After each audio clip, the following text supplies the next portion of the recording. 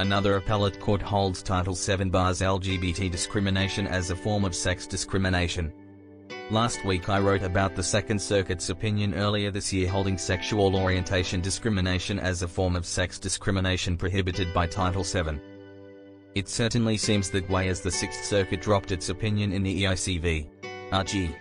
Harris Funeral Homes, reaching the same conclusion on transgender discrimination. This brings the count to 3 of the 13 federal circuits abandoning earlier positions opposing inclusion of LGBT discrimination under Title VII in favor of broader protections against sex discrimination. Overview of EEOC v. R.G. and Gr. Harris Funeral Homes. In EEOC v. R.G. and Gr. Harris Funeral Homes, a transgender employee was fired after disclosing her intent to transition. Aimee Stevens was hired by the funeral home with her male birth name and appearance. After obtaining the job, she informed her employer that she intended to transition and would begin working with her female appearance. The funeral director in response fired her. A Michigan federal district court dismissed the EEOC's case on the basis that transgender discrimination was not a form of sex discrimination prohibited by Title VII. Sixth Circuit holds transgender discrimination is sex discrimination.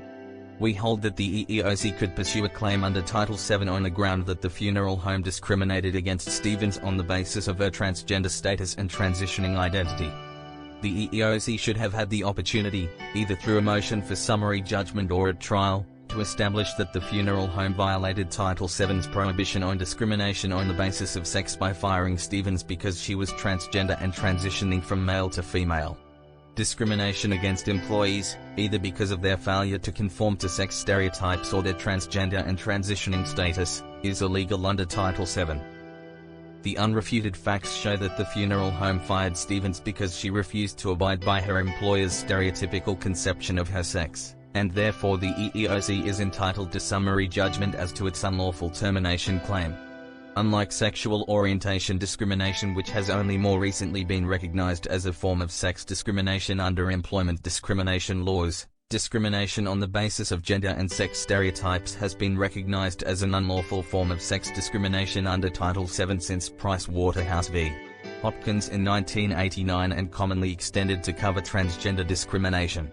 The Sixth Circuit also rejected the employer's argument that accepting her identity burdens his exercise of religious freedom. Although in last week's post I opined that SCOTUS likely won't hear any of these cases until more circuits weigh in and a circuit split in new cases exists, however, with the interplay of the religious issue, SCOTUS might be more inclined to hear this case given its recent desire to hear cases on religious freedom issues. What this means for Colorado employees. Another decision outside of the 10th Circuit bears no direct effect on Colorado employers or employees, but it brings us closer to a day when the 10th Circuit may find allies on either side of its own decision on LGBT issues. If this case makes its way to SCOTUS and the court decides to weigh in on the LGBT issues under Title VII, then the issue may be settled under federal law for Colorado.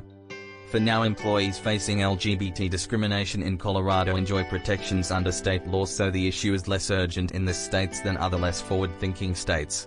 Colorado employees facing LGBT discrimination in the workplace should contact the Denver employment lawyer for help.